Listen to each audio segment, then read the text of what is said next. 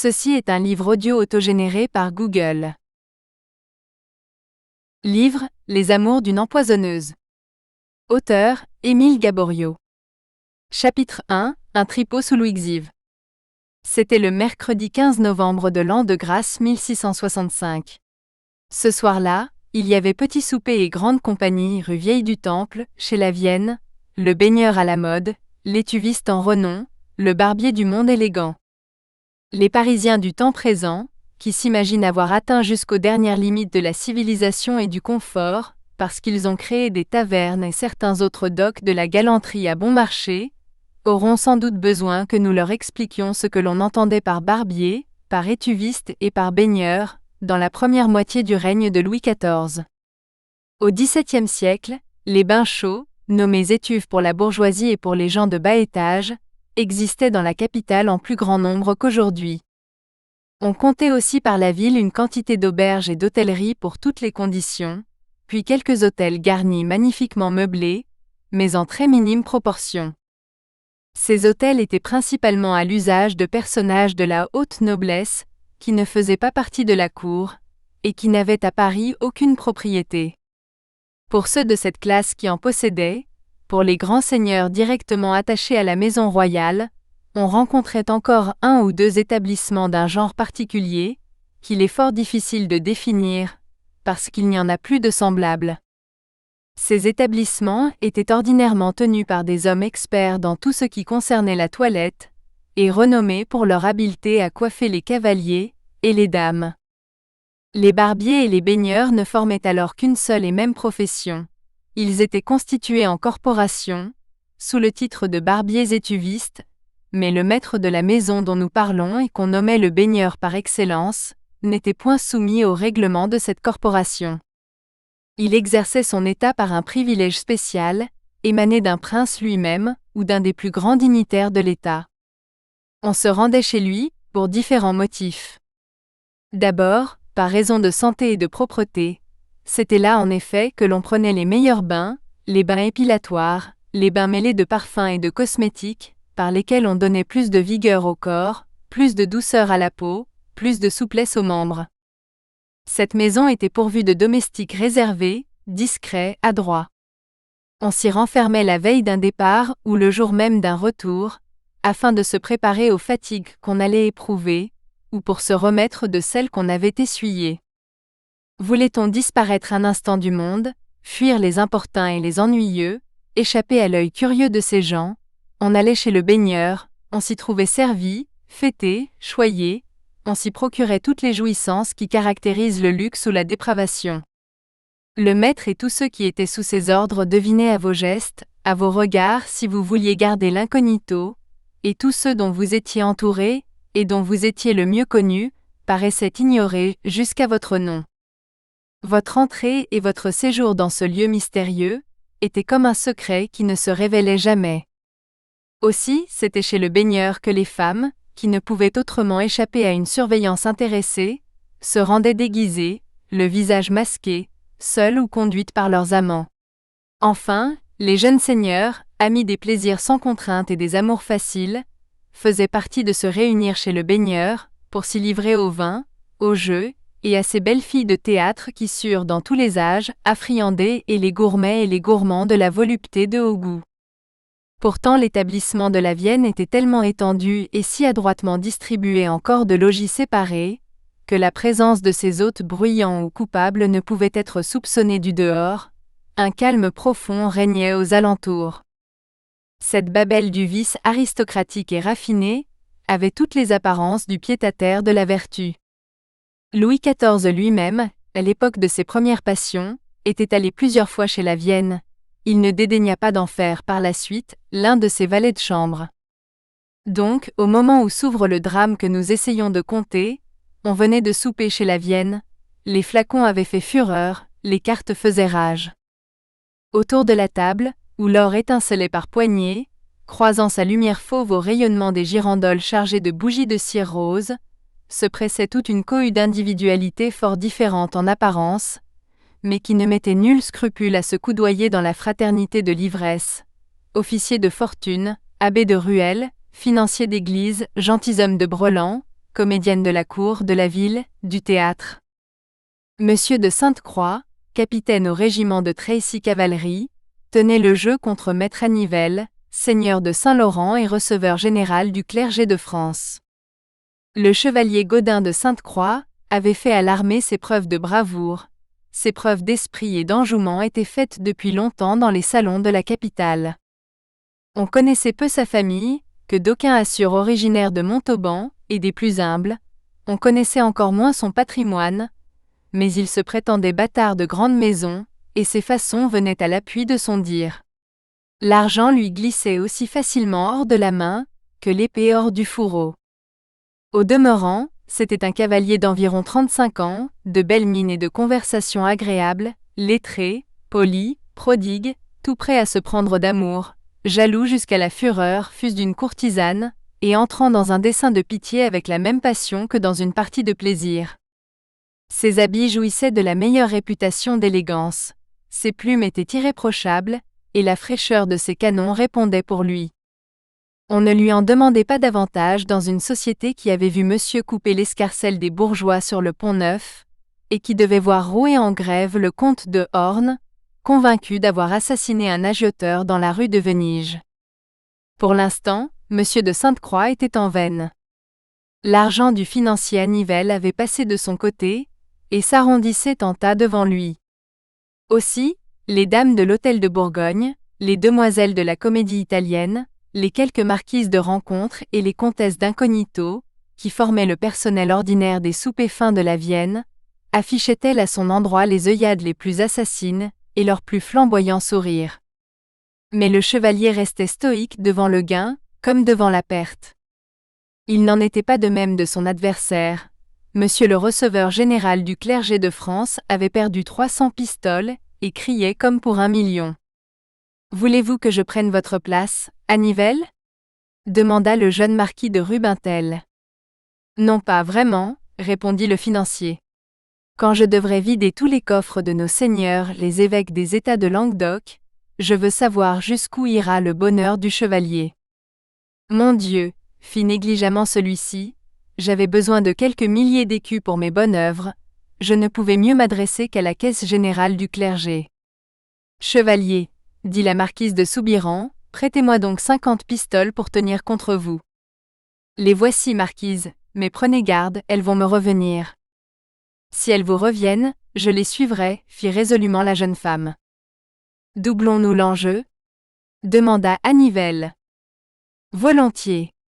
Seulement je vous préviens de ceci, messieurs, il est 10 heures, dans 1 heure, je quitte la partie, j'ai rendez-vous quelque part. »« Un rendez-vous » s'écria la Marietta Zambolini, de la comédie italienne. « Gageons que c'est avec l'une de ces pigrièches de l'hôtel de Bourgogne. À moins que ce ne soit avec l'une de ces sauterelles du théâtre de la Foire, riposta mademoiselle Aurore de Boisrosé, tragédienne ordinaire du roi. La Zambolini envoya à la tête de la Boisrosé un verre que Sainte-Croix attrapa au vol. « Tout beau, mes amoureuses, » commanda-t-il, « vous faites tant de bruit que l'on n'entend pas perdre monsieur Annivelle. »« Il a donc encore perdu » s'exclama la blonde Aurore. « Pardieu, » grommela le financier d'un air de mauvaise humeur, « le chevalier a trop de chance pour ne pas avoir dans sa poche un morceau de la corde avec laquelle il sera un jour pendu. » Mademoiselle Aurore se coula sur les genoux du chevalier. « Donne-moi ma part, fit-elle. Nous étions donc de moitié ? Certainement, puisque tu as gagné. » La marquise de Soubirans, qui subvenait à toutes les dépenses d'un lieutenant de mousquetaires, se pencha à l'oreille de la présidente d'Ambermesnil, laquelle était en train de ruiner un surintendant des gabelles, et murmura. « Ces histrionnes me font pitié. Elles se donneraient pour un écu, oui. »« Vous nous faites bien plus de pitié, » répliqua la Zambolini, qui avait entendu. « Vous vous donneriez pour rien. » Le mot fit tumulte. Les grandes dames se levèrent pour protester de bec et d'ongles. Les comédiennes se préparèrent à les charger. Rubintel et quelques autres se jetèrent entre les deux troupes, tandis que Sainte-Croix lançait sur le parquet 1 ou 2 poignées de pistoles. Grandes dames et comédiennes oublièrent leur querelle pour se ruer à la curée. « Tout ceci, fit l'abbé de Sourdry, Ne nous dis pas qui tu attends ce soir dans ton logis de la rue des Bernardins, chevalier. Serait-ce ma cousine de Flavigny ? Demanda Rubintel. Ou ma belle-sœur de Chastelluy, et continua l'abbé, et ou la Champmeslé, fit un autre. Ou la belle drapière de la rue des Gravilliers, ajouta un troisième. Ou la duchesse de Chaulnes? Ou la petite Florimonde des parades du Pont-Neuf? Ou moi? Dit madame de Soubirans. Ou nous? Dirent la Zambolini et la Boisrosée. Vous vous trompez tous étrangement, répondit Sainte-Croix. Je dois recevoir aujourd'hui 2 personnes, l'une est tout simplement mon directeur, l'autre un professeur de chimie. Tu crois donc en Dieu, chevalier? S'écria l'abbé. Comme je ne suis pas d'église, je puis répondre oui. Et au diable? Demanda Aurore. Tu m'y as fait croire pendant 1 heure, friponne. Cependant, la partie continuait. Les hommes buvaient, les femmes riaient. Tout en continuant son jeu avec une adresse sans pareille, Sainte-Croix parlait. Mon directeur, disait-il, un jésuite très éloquent et très érudit, a appelé mon attention sur certains points de la nouvelle doctrine. Je me suis livré à un examen sérieux et approfondi de ces points, et le résultat de mes appréciations a été consigné par moi dans un livre que je compte publier prochainement. Je suis pieux, messieurs, et je m'en fais gloire, ma piété n'ayant rien qui fronde ou qui gêne, et le Dieu qui a mes ferveurs étant un être trop raisonnable pour contrecarrer en quoi que ce soit les passions qu'il a mises en nous. Je crois en outre qu'il ait plusieurs façons de servir l'État, et après l'avoir aidé de mon épée, j'essaie de l'appuyer de mes lumières.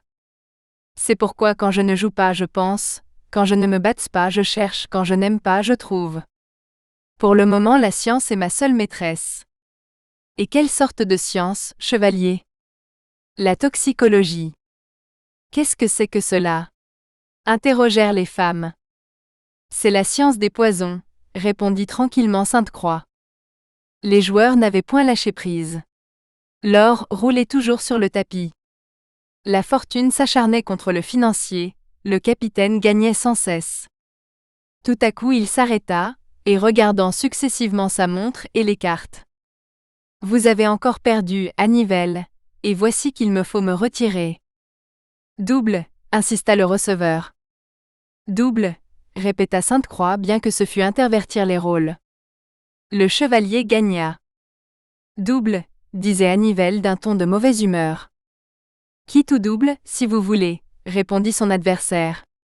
Je vous assure qu'il faut que je m'en aille. Voilà un beau joueur, murmuraient les hommes. Les femmes ne disaient rien, mais le chevalier et ses écus étaient mitraillés de regards.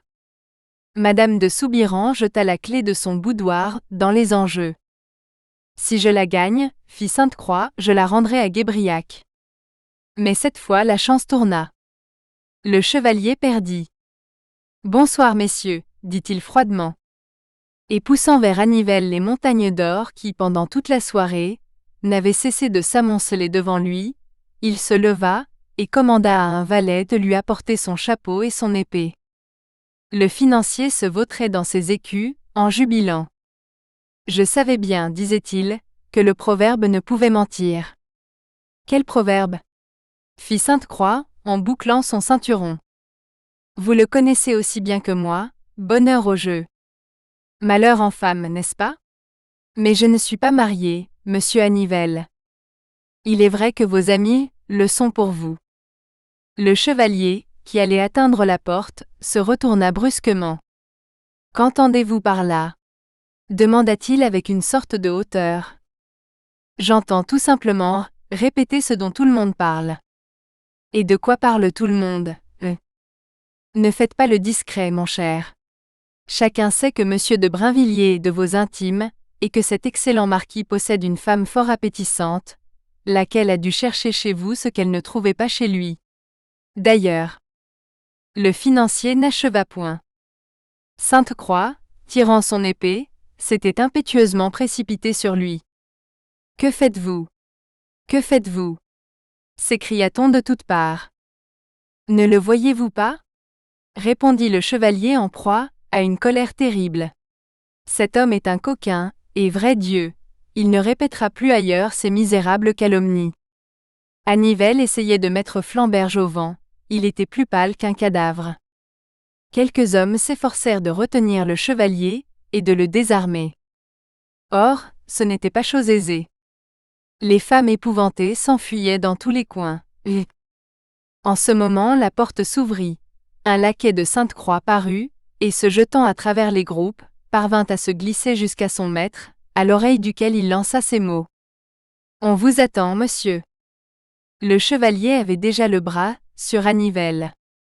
Aux paroles de son valet, il fit 2 pas en arrière. La tempête de colère allumée sur son front s'éteignit dans un éclat de rire. Puis, repoussant son épée au fourreau. « Allons, monsieur le receveur général du clergé, » s'écria-t-il, « remettez-vous. On n'en veut plus à votre peau, et vous êtes si laid quand vous tremblez, que votre peur a effrayé ces dames. Mais surtout rendez grâce à la chaussée qui a su m'arrêter à temps. Sans lui, aussi vrai que la marquise de Brinvilliers est la plus honnête des femmes, j'allais vous couper les oreilles. » Il salua ensuite la société avec une grâce altière, et sortit. Annibale empochait son argent. Mademoiselle Aurore de Boisrosé, la signorina Marietta Zambolini s'était empressée de se présenter, pour l'aider dans cette besogne, et pour le consoler de sa mésaventure. Les rixes de cette sorte étaient fréquentes à cette époque, entre gens portant l'épée, dans les endroits publics semblables à l'établissement de la Vienne. Aussi, après le départ du chevalier, se remit-on généralement au plaisir, comme si rien n'était arrivé. Un des assistants avait paru, bien qu'il ne s'y mêlât aucunement, prendre à cette scène le plus grand et le plus vif intérêt. On l'appelait Reich de Penotier, et il était trésorier de la Bourse des États du Languedoc. Ami de Annibale, il n'avait pas fait un mouvement, alors que Sainte-Croix menaçait le financier de son épée. Accoudé au marbre de la cheminée, sur la blancheur duquel son habit de velours noir, garni de jais, se détachait en silhouette fantastique, il avait tout contemplé d'un regard impassible. Seulement, quand la querelle s'apaisa presque aussi subitement qu'elle s'était élevée, et quand le chevalier rengaina sa rapière, un éclair de dépit sillonna l'œil vague du financier, et ses lèvres minces et pâles s'entr'ouvrirent pour laisser siffler ce seul mot. Maladroit. Sainte-Croix sortit, monsieur de Penotier demanda son carrosse. Fin du chapitre 1. Chapitre 2, un père et un mari. À l'heure à peu près où chez la Vienne, le baigneur étuviste, se passait la scène que nous venons d'esquisser, un carrosse sans armoirie, largement drapé, suivant la mode de l'époque, s'arrêtait devant la porte richement sculptée de l'hôtel de Brinvilliers, l'une des plus magnifiques demeures de la rue des Lions-Saint-Paul au Marais, le quartier souverainement aristocratique du XVIIe siècle. Presque aussitôt, et avant que le laquais eût pu abaisser le pesant marchepied du carrosse, 3 personnages en descendirent, 2 jeunes hommes et un vieillard. Le vieillard, mis à la mode d'il y a 100 ans, était monsieur Dreux d'Aubray, lieutenant civil, ancien conseiller de la reine Anne au temps de la Fronde, père de la marquise de Brinvilliers. Les 2 jeunes gens étaient ses fils. Tous 3 tinrent un instant conseil sous l'abri de la porte cochère, puis, au bout de quelques minutes, firent un signe au cocher, qui, fouettant ses chevaux, prit au grand trot la direction de la place royale. Les 2 jeunes gens, relevant le collet de leur manteau et abaissant leurs larges feutres sur leur visage, furent se poster à quelque distance dans l'embrasure d'un mur en retrait. Pour monsieur d'Aubray, il souleva le lourd marteau de la porte, qui retomba bruyamment, éveillant les échos de la rue déserte. La porte tourna sur ses gonds, avec un grand bruit de ferrure. Le Suisse s'inclina profondément en reconnaissant le père de la marquise, et sur son ordre, un laquais, armé de 2 flambeaux, précéda à reculons le lieutenant civil dans l'escalier qui conduisait aux appartements de monsieur de Brinvilliers. C'était un fort honnête homme que le marquis de Brinvilliers, maître de camp au régiment de Normandie. La guerre ne lui laissant que peu de loisirs, il les mettait largement à profit, et passait, dans le monde joyeux des officiers et des dames faciles, pour un beau joueur et un amant magnifique. À gagner cette réputation, il avait perdu sa fortune, ou à peu près, mais il s'en souciait médiocrement et se sentait la conscience en repos, ayant pris soin de mettre à l'abri de ses créanciers la dot de sa femme, avec laquelle il s'était séparé de biens, non pour se faire une réserve. Il était trop bon gentilhomme pour avoir cette bourgeoise idée, mais pour ne pas la rendre victime de ses prodigalités. Monsieur de Brinvilliers avait fort aimé sa femme autrefois, mais le temps avait fort attiédi cette passion. Il n'en était resté qu'une intimité douce et confiante. Suivant en cela les bonnes traditions, le marquis s'inquiétait fort peu de la conduite de la marquise, et lui laissait galamment autant de liberté qu'il en réclamait lui-même. Ce soir-là, le marquis était étendu dans un vaste fauteuil au coin de la haute cheminée de son cabinet. Il dormait à demi, ayant soupé fort tard la nuit précédente et joué avec un malheur constant toute la journée. Aussi fut-il désagréablement surpris, lorsqu'un laquais, ouvrant timidement la porte, lui annonça M. de Redobray. Mais le marquis était de trop bonne compagnie pour laisser voir son ennui d'être ainsi éveillé. Il se leva avec un empressement joyeux en apparence, et courut au-devant de son beau-père. Après les embrassades et les compliments d'usage. « Parbleu, monsieur, lui dit-il, vous serait-il arrivé quelque fâcheuse affaire que vous, d'habitude si paisible, vous voici chez moi à cette heure? J'en serais presque bien aise, afin de me mettre entièrement à votre service, moi et tous les miens. » Le lieutenant civil ne répondit pas tout d'abord. Il s'assit lentement en face du marquis, et après quelques instants, pendant lesquels il sembla se recueillir. « Croyez, monsieur, dit-il, qu'il m'en coûte d'avoir à vous entretenir d'une affaire que je considère comme une honte pour ma maison. Je veux vous parler de ma fille. » « De ma femme ? » ? Hélas, oui, et du chevalier de Sainte-Croix. Le marquis prit l'air piteux d'un homme qui, menacé d'un ennuyeux sermon, voit avec douleur qu'il ne peut l'éviter. Il poussa un long soupir. « Pour Dieu, demanda-t-il, qu'a donc fait encore ce pauvre chevalier ? » « Ce qu'il a fait, répondit M. d'Aubray. Tenez, marquis, il n'est pires aveugles que ceux qui ne veulent pas voir, et je vous crois de cela. Le chevalier de Sainte-Croix abuse étrangement de votre amitié, et ma fille, votre femme, est sa complice. Vous vous trompez, monsieur. J'en suis sûr. Mais alors, s'écria le marquis impatienté, que voulez-vous que j'y fasse? Le chevalier de Sainte-Croix est mon ami, le plus honnête homme du monde. Moi-même, après l'avoir connu à l'armée, l'ai amené dans ma maison et présenté à ma femme. Dans les premiers jours, elle semblait avoir pour lui un éloignement inexplicable. Peu à peu, cependant, elle prit goût à sa conversation qui est très spirituelle, et ma foi, entre ma femme et mon ami, je me trouvais le plus heureux des hommes. C'est-à-dire qu'il s'entendait pour vous jouer. Vous me l'avez dit, du moins vous m'avez dit que cette amitié faisait scandale, et à mon regret, j'ai fermé ma porte au chevalier, que je regrette plus que vous ne sauriez croire. N'est-ce donc pas encore assez? Non, il faut encore surveiller votre femme. Oh! Monsieur, me ferez-vous l'injure de me croire jaloux de la marquise? Sachez que j'ai en elle la confiance la plus absolue. Elle vous trompe. Permettez-moi de n'en rien croire, je ne crois absolument que ce que je vois. Le lieutenant civil frappa du poing avec colère le bras de son fauteuil. « Et si je vous donnais des preuves, dit-il en se levant, si je vous faisais voir. Certes, monsieur, vous me causeriez un déplaisir sensible, et ce serait un triste service à me rendre. Mais le marquis se mit à rire, je suis, par Dieu, fort rassuré sur ce point. Et vous avez tort, répondit M. d'Aubray d'un ton sévère, vous avez tort, car le père, pour cette fois, a fait le devoir de l'époux, et ces preuves, je puis vous les donner.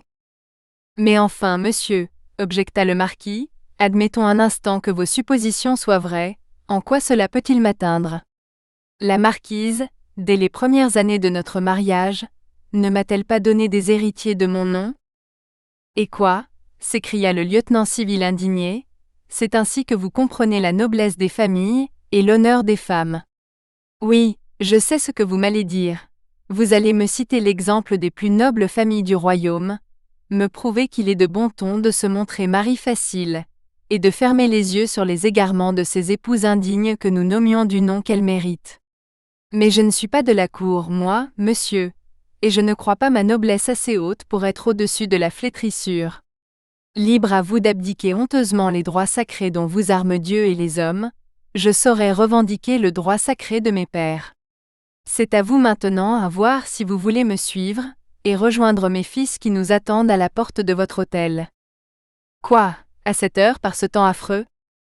L'honneur commande, monsieur, l'honneur de deux nobles maisons dont le blason jusqu'ici est resté sans tache. Il faut que ce scandale cesse. Soit je vous suis, dit le marquis, quoiqu'en vérité je ne vois aucunement en quoi cela nous avancera. Et prenant des mains d'un de ses laquais son épée et son manteau, le marquis de Brinvilliers suivit monsieur le lieutenant civil. Lorsque la lourde porte de l'hôtel se fut refermée derrière eux, le lieutenant civil modula un cri particulier, sans doute convenu à l'avance avec ses fils, car les deux jeunes gens, quittant leur poste d'observation, s'approchèrent aussitôt. « Eh bien » interrogea monsieur d'Aubray. « Rien encore » répondirent les deux jeunes gens.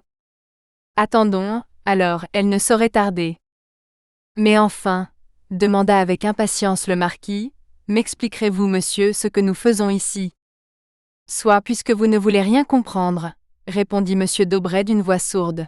« Nous attendons ici votre femme qui chaque soir quitte votre hôtel pour courir au rendez-vous de son amant. »« Ah, dit le marquis, elle sort ainsi tous les soirs, ma foi, je ne m'en doutais pas. »« Nous allons la suivre, » continua le lieutenant civil. « Avec nous, vous surprendrez les deux coupables, et alors vous ne douterez plus. »« Attendons donc, » dit avec découragement le marquis. « Mais pour cela, ne restons pas ici, » objecta un des jeunes gens, « nous ne pourrions la voir, car c'est par la porte du jardin qu'elle sort chaque soir. »« Ah, elle connaît la petite porte, » dit le marquis, « et moi qui croyais en avoir seule la clé. Mais savez-vous que c'est fort gracieux de sa part, de prendre de semblables précautions, car enfin, elle pourrait fort bien sortir par la grande porte de l'hôtel. »« Oh ! Rassurez-vous, » répondit monsieur d'Aubray, « ce n'est pas de nous que votre femme se cache, elle nous connaît trop pour cela. » Et les quatre hommes, traversant la rue avec précaution, disparurent bientôt dans l'enfoncement, où les deux fils du lieutenant civil avaient attendu leur père pendant sa conversation avec le marquis. Monsieur de la Reynie n'avait pas encore allumé dans Paris les premières lanternes, et la lune, seule chargée de l'éclairage de la grande ville, remplissait on ne peut plus mal son emploi ce soir-là. La nuit était effroyablement épaisse, et il tombait une de ces pluies fines et serrées, qui, de tout temps, semble avoir été un des privilèges de la capitale de notre beau pays. Cependant, de l'endroit où ils étaient placés, les quatre veilleurs pouvaient très distinctement apercevoir la porte de l'hôtel, vaguement éclairée par une pieuse lampe qui fumait tristement dans une niche au pied d'une petite statue de la Vierge. Pendant une demi-heure environ, aucun des quatre hommes ne proféra une parole. De temps à autre seulement, un juron du marquis entrecoupait le silence. Enfin, n'y tenant plus. « Ne trouvez-vous pas, monsieur, dit-il à son beau-père, que nous faisons ici un triste métier, et inutilement encore ?»« Chut !» répondit seulement monsieur d'Aubray. « Il fait, pardieu, un temps détestable, » continua le marquis, « et je ne vois guère ici à attraper que des rhumatismes. » Ni monsieur d'Aubray, ni ses fils ne répondirent. « Corne du diable, » continua le marquis, dont la mauvaise humeur augmentait de minute en minute, « nous serions infiniment mieux dans nos lits, je sens, quant à moi, se réveiller sourdement les douleurs de certaines blessures autrefois reçues en Flandre. »« De grâce, marquis, » murmura l'aîné des MM d'Aubray, « trêve de récrimination. » Pour toute réponse, le marquis étouffa à demi un énergique juron, et le silence recommença. Enfin, 10 heures sonnèrent tristement au beffroi de la petite chapelle des Célestins, et lentement les lugubres vibrations de l'horloge s'éteignirent dans la brume. « Elle ne viendra pas ce soir, » dit avec impatience monsieur d'Aubray. Mais presque au moment, la petite porte du jardin s'entrebâilla discrètement. Une femme allongeait la tête avec précaution. Elle semblait interroger les ténèbres et vouloir percer leur profondeur, comme si elle eût deviné qu'elle lui cachait un danger. « La voilà, mon père, » murmura le plus jeune des MM d'Aubray. « C'est ma foi vrai, » dit le marquis. La marquise, car c'était bien elle, rassurée sans doute par le silence de la rue, s'était décidée à se mettre en chemin. Doucement, elle se glissa par l'entrebâillement de la porte qu'elle referma derrière elle, en faisant de visibles efforts pour amortir le grincement de la clé dans l'énorme serrure. Un instant, elle parut hésiter sur la route qu'elle devait suivre, Mais bientôt, prenant son parti, elle s'engagea rapidement dans les petites rues qui conduisaient à la place de grève. Nous espérons que vous avez apprécié cet aperçu. Pour continuer à écouter ce livre audio sur Google Play Livres, utilisez le lien dans la description de la vidéo.